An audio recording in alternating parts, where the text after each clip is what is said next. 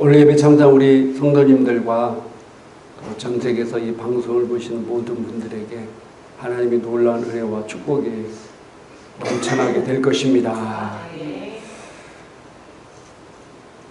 여러분이 이름만 대면 알만한 강사분인데 그분이 전국에 수천 건이 넘는 강의를 하고 다니면서도 가장 힘든 사람들이 있대요. 어떤 사람이 힘드냐면은 첫째는 군인들, 특별히 군 장성들, 별 하나, 둘, 셋, 넷 이런 사람 앞에서 강의를 하려고 하면은 너무 힘들다는 거예요. 왜? 반응이 없대, 반응이. 또 공무원들 중에서도 1급, 2급, 3급 이렇게 높은 분들은 뭔 강의를 해도 다 점잖하게 쫙 있어서 이게 이 사람들이 이 말에 동의를 하는지 받아들이고 있는 건지 다 이렇게 심지어 팔짱 끼고 지그시 있으면은 너는 떠들어라 나는 안 듣겠다 하는 것 같기도 하고 그래서 그런 분들 앞에서 강의하려면 가장 힘들대요. 근데 그분들보다도 더 힘든 사람들이 있대. 누구냐면은 중학교 2학년 애들 앞에서 강의하려면 또 그렇게 힘들다네요. 걔들 표정이 딱 보니까 아이고 우리 웃기려고 애쓰고 앉아있다. 너 밥 먹고 살기 힘들지? 다 그런 눈으로 애들 쳐다보고 있다는 거예요. 그래서 자기가 군 장성보다도 공무원보다도 힘든 애들이 중2 애들이라는 거예요. 근데 강의할 때 신나게 재미있게 내가 오늘 100%를 준비해왔는데 심지어 150%, 200%의 열정이 나오게 하고 막 효과가 있는 그룹들이 있는데 어떤 그룹인 것 같아요? 아줌마들. 특별히 40대를 지나서 50대, 60대 아줌마들은 무슨 일만 하면 막 리액션을 하면서 박수를 치면서 막 깔깔깔깔 웃고 그래서 아주 자기가 그런 분들한테 강의만 하면은 준비는 100%였지만 150%, 200%의 그런 막 열정이 나오고 효과가 있다는 거예요.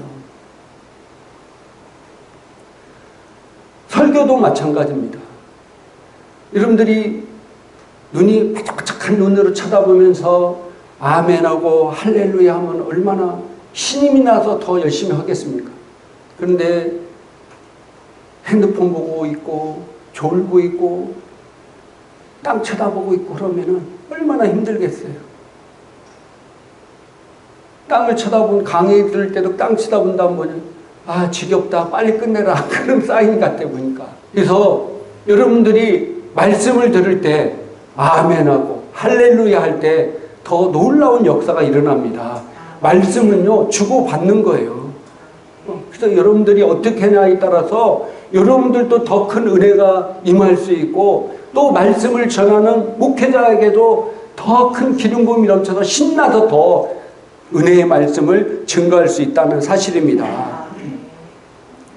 오늘은 5월달 가정의 날 마지막 주일 예배입니다. 그래서 오늘 제목을 진정한 용서라고 했습니다. 따라합시다. 진정한 용서. 다른 말로 말하면 진정한 회개란 무엇일까에 대해서 말씀을 나누도록 하겠습니다. 2007년도에 밀양이라는 영화가 나왔어요. 전도연과 송강호 주연인데 이 영화가 왜 중요하냐면은 기독교적인 사고의 반기를 들고 만든 영화 같아요. 이 여자 주인공이 남편이 교통사고로 죽었어요. 그래서 그 남편의 고향인 밀양으로 이사를 온 거예요. 자기 아들 하나 데리고 이사를 옵니다. 이사 안 해서 얼마 뒤에 자기 아들이 유괴를 당하는 겁니다. 그리고 나서 얼마 뒤에 죽은 시체로 발견돼요. 너무 큰 충격을 받고 남편 죽어서 그 자식 하나 데리고 남편의 고향으로 오기가 쉽지가 않잖아요. 거기 왔는데 얼마 뒤에 자기 아들이 그것도 그 지역 사람한테 유괴되어서 살인을 당해.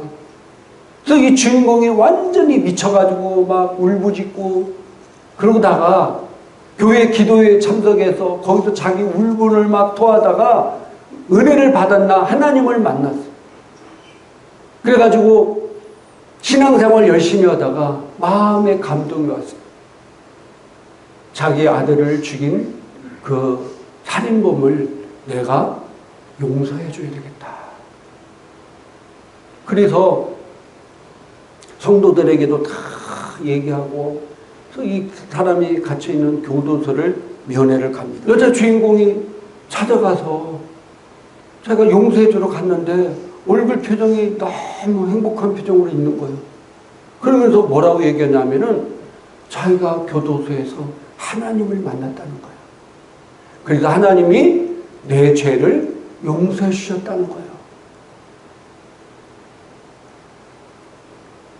그 얘기를 들은 이 여자 주인공이 소뚜껑이 열렸어요. 뭐라고 얘기하냐면요, 이 주인공이 이 남자가 하나님이 이 죄 많은 놈한테 손내밀어 주시고 제 죄를 용서해 주셨습니다 하는 말에 이분이 소뚜껑이 열려서 뭐라고 얘기하냐면요, 내가 용서해 주러 갔는데 그 사람이 이미 자기 죄가 용서를 받았다 보니까 나는 용서해 줄 수가 없었어요. 이미 용서받았다는데 내가 어떻게 용서를 해줘요? 그러면서 뭐라고 울부짖냐면은 어떻게 하나님이 먼저 용서해 줄 수가 있어요? 내 아들이 죽었는데 내가 용서를 아직 안 했는데 어떻게 먼저 하나님이 그를 용서해 줄 수 있냐 이거예요. 그러면서 이 주인공이 완전히 속공이 열려가지고 그 다음부터는 하나님을 대적하는 일을 하는 겁니다. 그런 내용의 영화입니다. 제가 아는 목사님과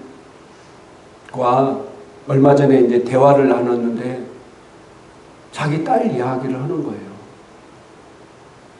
최근에 자기 딸이 자기한테 무슨 얘기를 했냐면요, 자기도 그걸 몰랐대요.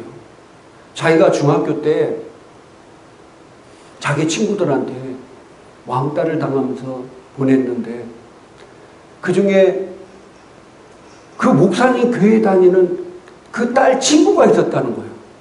근데 걔가 다른 애들이랑 주도적으로 해서 얘를 왕따를 시켰다는 거예요. 그때는 이 목사님이 교회 안에 있는 사택 있잖아요. 거기서 살았어요. 여러분 교회 안에 조그맣게 사택 만들어 살으니 얼마나 힘들었겠어요. 근데 그 딸 친구는 그 교회 다닐 때 그걸 너무 잘하는 거예요. 그래서 친구들에게 야 쟤는 집도 없이 교회 조그맣게 거지같이 산다. 그러면서 그렇게 걔를 괴롭히고 왕따를 시켰다는 거예요. 그래가지고 자기 딸이 정말로 죽고 싶은 때가 한두 번이 아니라 너무 고통스러웠다는 거예요. 근데 아빠는 그것도 모르고 있었어. 그래서 그러고 나서 그게 이제 지나서 많이 세월이 지나서 이제 이 딸이 지금 이제 직장 다니는데 최근에 걔한테도 연락이 왔다는 거예요. 자기를 왕따시켰던 애, 같은 교회를 다녔던 애, 같은 교회도 그렇게 친하게 지냈던 애가 왕따를 시켰으니 얼마나 상처가 컸겠어요. 근데 전화 와가지고 그랬다. 야, 내가 너 중학교 다닐 때 왕따 시킨 거 용서해줘라. 또 얘가 뭐라고 했냐면 내가 너한테 용서해 구했으니 나는 이제 용서받은 거지? 그러고 전화를 끊었다는 거예요. 용서받은 거지? 그 전화를 받고 얘는 더 열받아가지고 내가 용서 안 했는데 네가 혼자 용서를 받았다고 생각해? 진정한 용서가 뭘까요? 저도 진짜 고민이 많이 되더라고요. 왜 그러냐면요, 요한일서 1장 9절에 우리 한번 읽어보도록 하겠습니다. 만일 우리가 우리 죄를 자백하면 그는 미쁘시고 의로우사 우리 죄를 사하시며 우리를 모든 불의에서 깨끗하게 하실 것이요. 만일 우리가 우리 죄를 자백하면 그는 미쁘시고 의로우사 우리 죄를 사하시며 우리를 모든 불의에서 깨끗해 하실 것이다. 그러니까 내가 어떤 죄를 짓던 간에 하나님 앞에 나와서 내 죄를 사하면은 우리를 모든 불의에서 깨끗하게 하실 것이다. 그러니까 내가 회개했으니까 나는 뭐예요? 그 죄에 대해서 어떻게 했다? 용서함 받았다는 거예요. 우리는 더 이런 말을 합니다. 고린도후서 5장 17절 같이 한번 읽겠습니다. 그런즉 누구든지 그리스도 안에 있으면 새로운 피조물이라. 이전 것은 지나갔으니 보라 새 것이 되었도다. 그런즉 누구든지 그리스도 안에 있으면, 내가 그리스도 안에서 구원받았으면 이제 새로운, 완전히 과거의 나는 없고 새로운 존재, 새 것이 되었다는 거예요. 과거에 내가 어떤 죄를 저질렀다가 내가 그리스도 안에 있으면 완전히 과거에 나는 죽고 새로운 존재가 되었다는 거예요. 제 친구 목사님이 지금 교도소 사역을 하고 있어요. 교정위원이에요. 그래서 매달마다 교도소를 방문해서 여자 교도소도 가고 남자 교도소 가고, 그래서 말씀도 전하고 또 상담도 하고 또 말씀의 실제도 나눠주고. 근데 교도소에 있는 사람들이 제일 좋아하는 말이 이런 말이라는 거예요.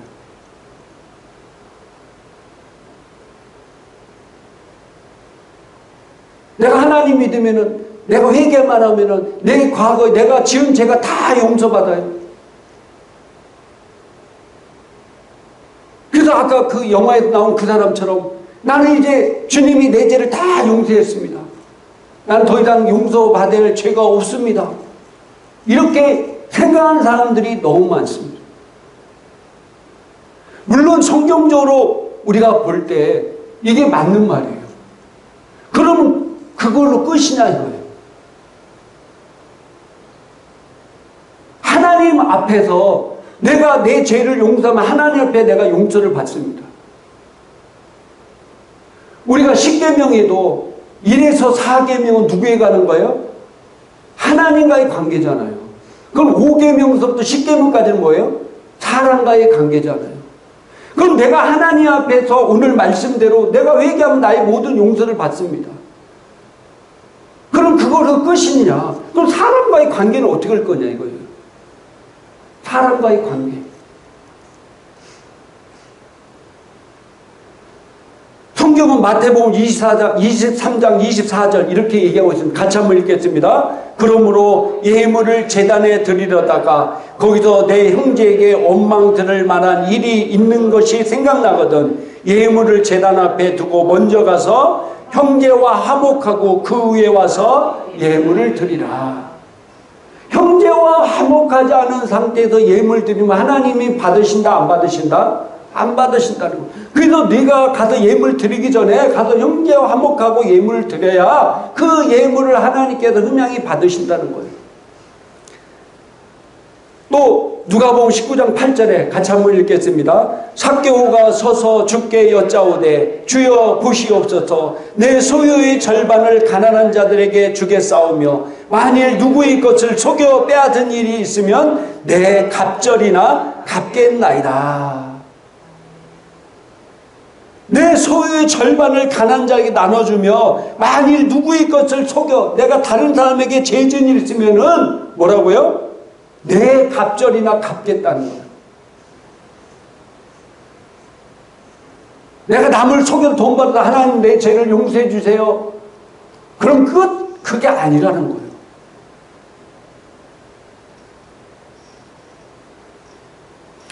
진정한 회개, 진정한 용서가 뭐냐.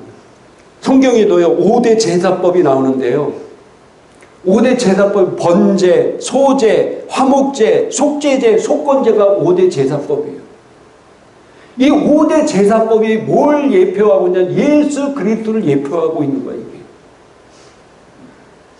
거기에 속죄제가 나옵니다. 속죄제. 속죄제는 내 죄에 대해서 용서를 받는 거예요. 용서를 받는 거. 그러면 속건제는 뭐냐? 속건제는 뭐라고요? 보상의 표현이에요.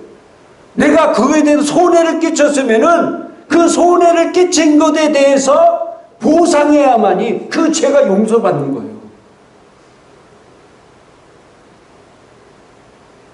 이게 속건제입니다. 그래서 내가 손해를 옛날에 내가 예수 믿기 전에 남의 돈 떼어먹고 사기치고 뭐든 거 내가 예수 믿고 보니까 하나님 내 죄를 용서해 주세요. 그런 끝이 아니라 그 사람을 찾아가서 내가 돈 떼어먹은 거 갚아야 돼. 이자까지 쳐도 갚아주고 그래야 속건제가 된다는 거예요. 근데 만일 그 사람을 찾고 찾았는데 못 찾았어. 어디 죽었는지 살았는지 찾을 길이 없어. 그럼 어떻게 된다고요?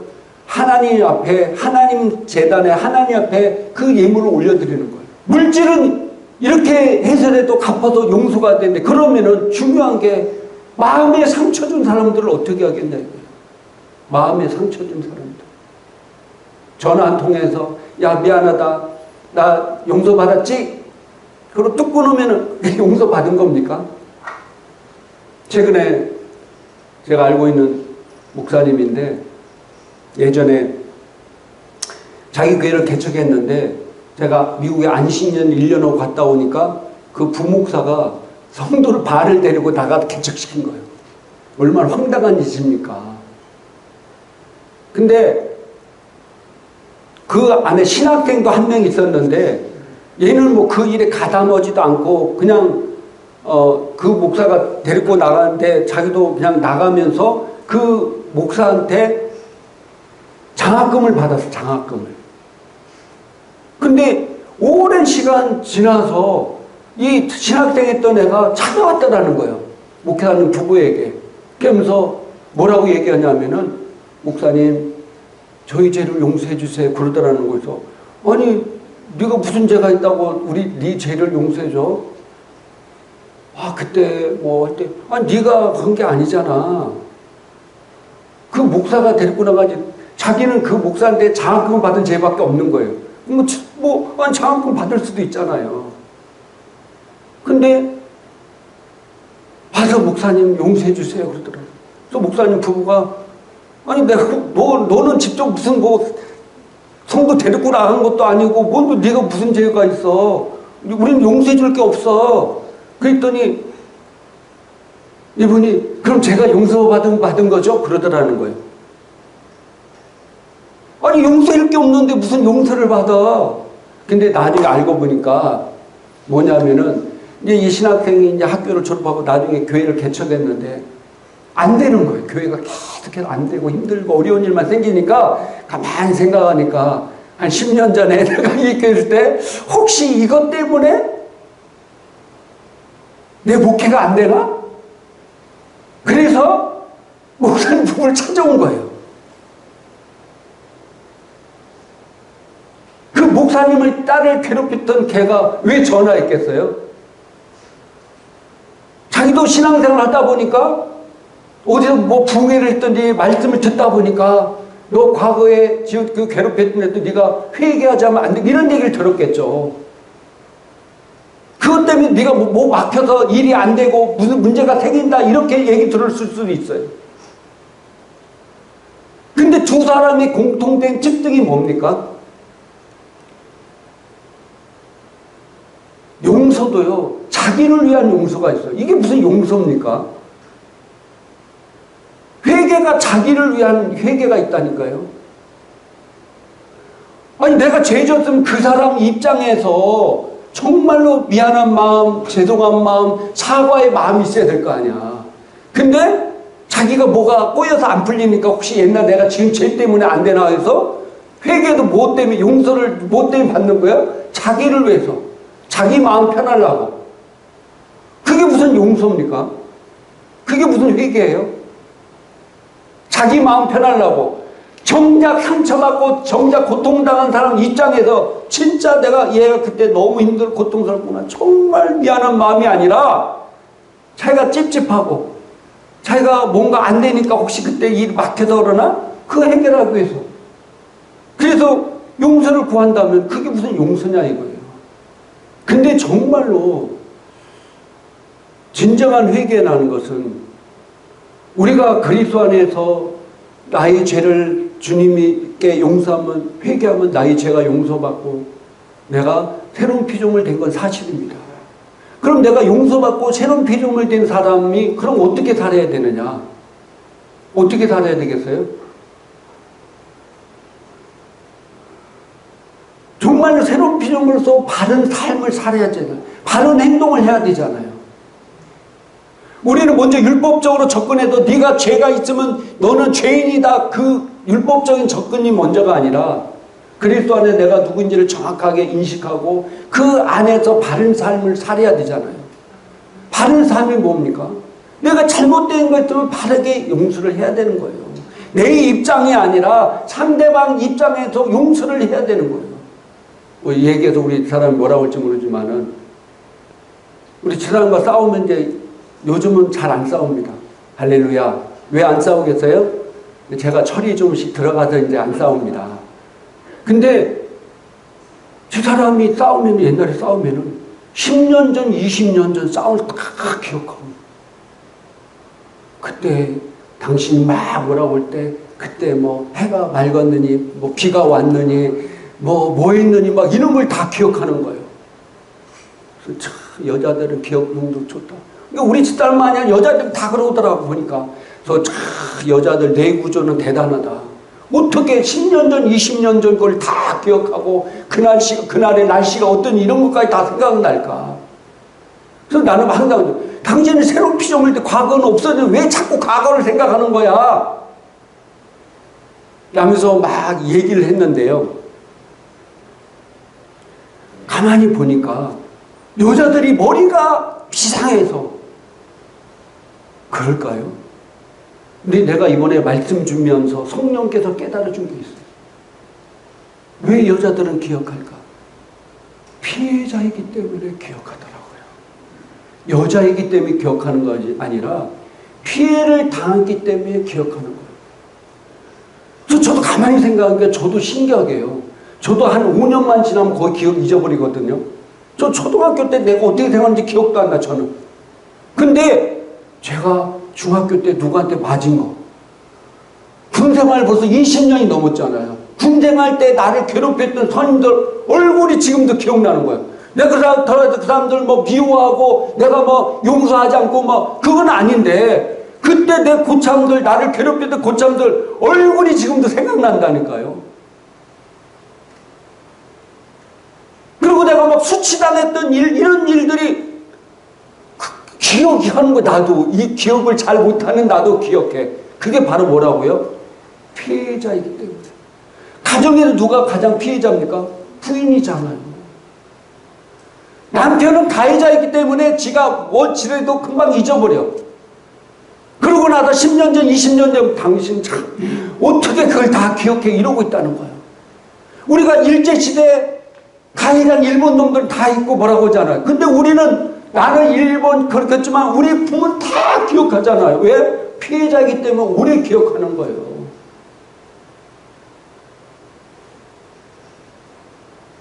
피해자이기 때문에 그걸 깨닫게 해주다. 피해자는 이렇게 상처를 받았기 때문에 오래 그것이 기억 속에 그 사람이 뭐 용서해주고 안 해주고 차원을 떠나서 그 상처가 계속해서 마음 안에 있구나. 그 마음 안에 있구나. 그래서 제가 그 다니엘 교대 울산 온양수 목회 안우성 목사님 간증들 때 이분이 목회자의 자녀로 시골에도 목회자에 지났는데 주변에 다 뭐 목사의 아들이니 뭐니 해가지고 차별도 많이 받고 스트레스를 너무 많이 받았어요. 그래서 고등학교 때 외지로 나왔죠. 외지로. 그래서 자기가 고등학교 다닐 때는 전혀 목사의 아들 티도 안 내고 그리고 막 몸에 애들 두들겨 패고 막 그러고 지났어요. 그러다 나중에 이분이 정말 죽을 고비를 걸면서 하나님을 만나고 해서 목회자가 돼가지고 또 유명한 강대가 돼 전국 집회를 다니는 거예요. 한 번은 청주에 집회하러 갔는데 교회 막 집회를 다른 사람 은혜 받고 할렐루야 눈물 흘리고 막 난리 났는데 제일 앞자리에 어떤 남자 하나 앉아있는데 인상을 팍팍 쓰고 막 입을 실룩실룩 하고 막 있더라는 거예요. 그래서 속으로 아니 저놈은 도대체 왜 은혜 안 받고 막 인상 쓰고 앉아있고 입을 실룩실룩 하고 있나 그랬다는 거예요. 그래서 집회 끝나고 물어봤다는 거예요. 분이 집사님이래. 아니 집사님은 왜 은혜 씨가 다른 사람 이렇게 봤는데 은혜도 못 받고 이렇게 인상 빡빡 쓰고 앉아있고 실룩실룩 하고 앉았냐 했더니 그분이 그러더라는 거예요. 때린 놈은 기억도 안 나지. 보니까 자기 고등학교 친구야. 자기한테 맞은 친구. 그래가지고 보니까 자기 친구에서 자기가 너무 미안해서 막 무릎 꿇고 미안하다, 잘못했다.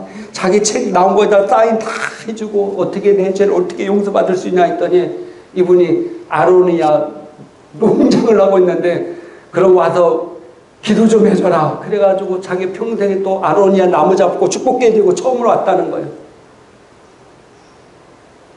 때린 놈은 기억도 못해. 맞은 사람은 몇십 년 지나도 기억하는 거예요.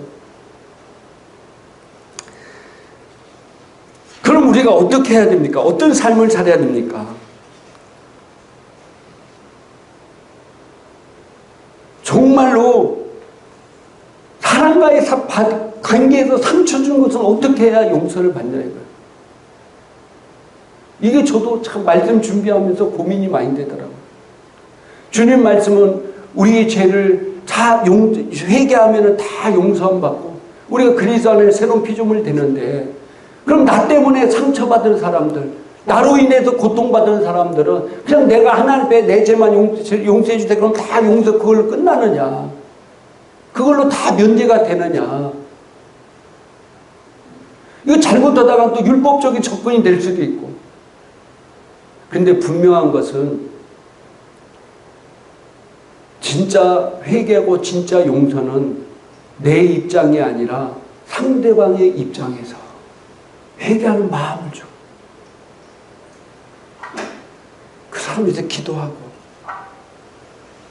그러면서 내 삶의 태도를 바꾸는 것이 진정한 용서이다. 할렐루야. 내 입장이 아니라 그 사람 입장에서. 물론 하나님의 말씀의 법적으로는 내가 회개하면 나의 죄는 다 용서받았지만은 그러나 하나님과의 관계 말고 사람과의 관계도 있잖아요. 그 관계가 바로 서기 위해서는 정말로 내가 그 사람을 괴롭혔고 목사님 그 딸에게 전화 한 통화해서 내 죄 용서 받았지 그러고 끝나는 것은 그 사람을 더 화나게 하는 거예요. 그 친구를 찾아와서 정말 미안하다. 눈물 흘면서 진짜로 회개를 구하고 그 친구 마음이 풀릴 때까지 하는 것이 진정한 용서, 진정한 회개가 아닐까 이렇게 생각이 듭니다. 부부지간도 마찬가지인 것 같아요. 수십 년 세월 동안도 상처를 많이 주기도 하고 받기도 하지만은 그 상처가 하루아침에 하루 이틀 잘한다 해서 그게 사그러들겠어요? 그잖아요. 20년, 30년, 40년 동안 살면서 상처 줬던 건데 그게 1, 2년 잘한다고 해서 그 상처가 한 번에 다 치료되겠냐 이거예요. 어떤 사람은 1년 만에 될 수도 있겠죠. 안 되는 사람은 언제까지 해야 돼요? 언제까지? 끝까지 해야 되는 거예요. 끝까지. 그게 진정한 용서고 회개인 거예요. 그 사람이 그걸 받아들일 때까지. 그래야 진정한 용서와 회개가 되고 새로운 피조물로서의 경건한 삶이 된다는 사실입니다. 그래서 우리 행복한 교회 성도님들과 이 방송을 보시는 분들은 진정한 용서, 진정한 회개를 통해서 하나님께 영광 돌리고 세상에서도 빛과 소금 역할을 잘 감당하는 성도가 되기를 주님의 이름으로 축복합니다. 우리 기도하겠습니다.